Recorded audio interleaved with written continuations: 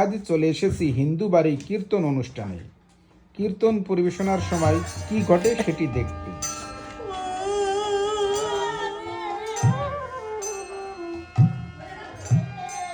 যখন ভক্তরা গানের মাধ্যমে গভীর ভক্তি এবং আবেগ অনুভব করেন, তখন গানের বাণীতে অনেকেই কান্নায় ভেঙে পড়েন।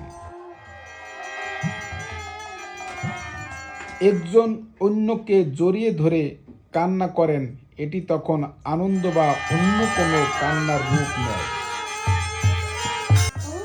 যা ভক্তরা একে অপরের সাথে ভাগাভাগি করে নেন, এবং রয়েছে এর ভিতরে সান্ত্বনা।